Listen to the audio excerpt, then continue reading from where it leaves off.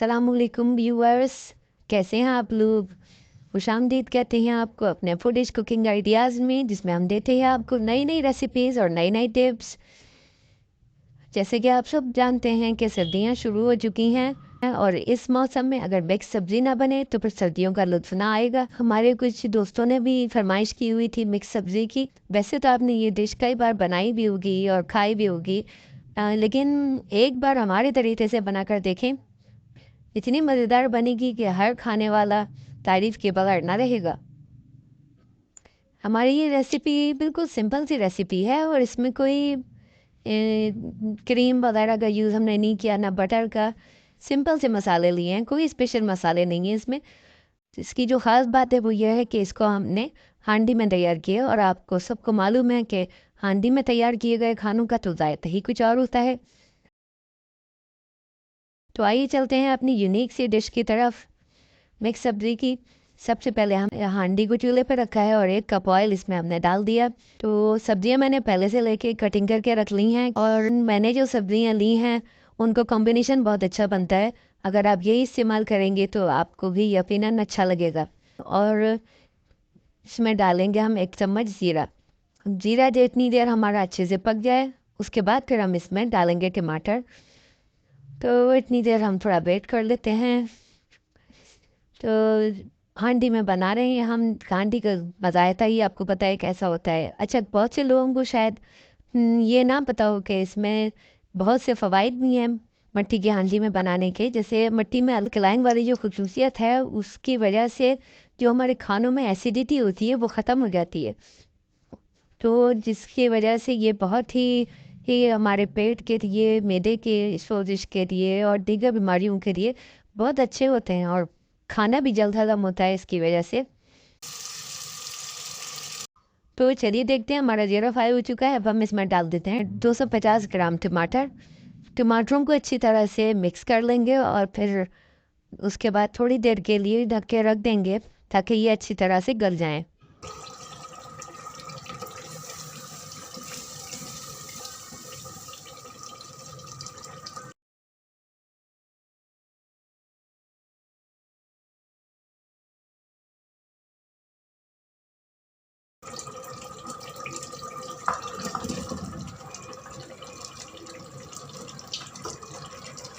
हमारे टमाटर गल जाएंगे तो फिर उसके बाद हमने इसमें मसाले डाल देने हैं। नमक 1 चम्मच, कुटी लाल मिर्च 2 चम्मच और आधा चम्मच हल्दी।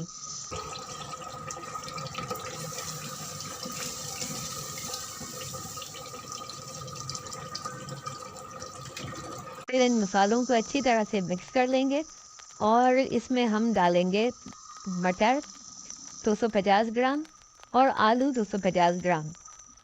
अब इन दोनों को हमने, और इसमें हमने डाल दिया थोड़ा पानी और इनको रख दिया हमने ढककर पकने के लिए, क्योंकि आलू और मटर जो हैं ये थोड़ा ज़्यादा टाइम लेते हैं गलने के लिए, इसलिए हमने इनको पहले डाल दिया है। तो अब हम चेक कर लेते हैं कि ये हमारे आलू गले हैं या नहीं।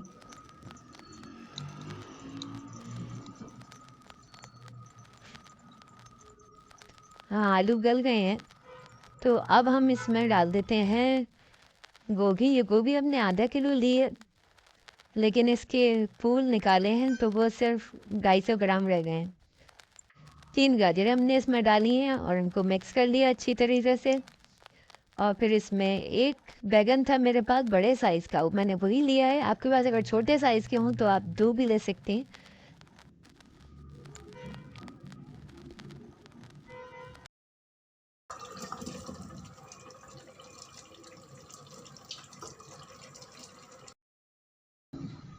अब हम इसमें शामिल कर लेंगे 2 शिमला मिर्च कटी हुई और साथ में उसके हम इसमें डालेंगे इसमें 2-3 हरी मिर्चें।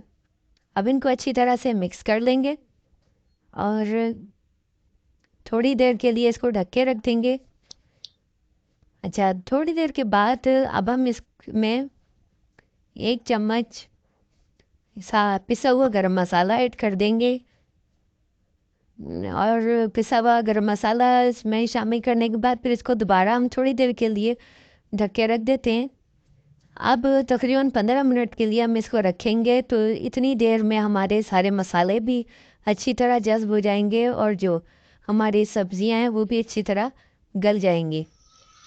तो खंड मिट्टी के बर्तन बनाने का एक फ़ायदा ये भी है कि इसमें शामिल क्या फास्फोरस और मैग्नीशियम, आयरन, ये जो कुदरती अज्जा होते हैं ये इसमें शामिल होते हैं, तो उसकी वजह से इनकी ग़िज़ाइयत भी बहुत बढ़ जाती है। तो आइए देखते हैं अपनी हांडी को। वाह, बहुत ही ज़बरदस्त खुशबू आ रही है माशाल्लाह। अब देखें सारी सब्जियां बिल्कुल अलग अलग नुमाया है। और अब हम इसको गार्निशिंग करते हैं हरा धनिया, पुदीना और हरी मिर्चों से। ये माशाल्लाह बहुत अच्छी खुशबू भी आ रही है और देखने में भी ये कितनी अच्छी लग रही है। ये हमारी एक एक सब्ज़ी जो है जो हमने डाली है वो अलग नज़र आ रही है। और इसी तरह जब हम ये खाएंगे तो खाने में भी हर सब्ज़ी का अपना एक टेस्ट अलग से हमें महसूस होगा। और अगर मेरा कैमरा मैन ये करीब से दिखाए तो मैं आपको दिखाऊं कि ये किस कदर देखने में भी किस कदर खूबसूरत लग रही है। तो अगर हमारी ये रेसिपी आपको पसंद आती है तो लाइक शेयर कीजिए और कमेंट सेक्शन में ज़रूर बताइए कि आपको कैसी लगी। और अगर आप हमारे चैनल पर नई हैं तो सब्सक्राइब करें ताकि हर नई आने वाली रेसिपी आपको मिलती रहे। अपना ख्याल रखिएगा। तो मिलते हैं अगली मज़ेदार सी रेसिपी में।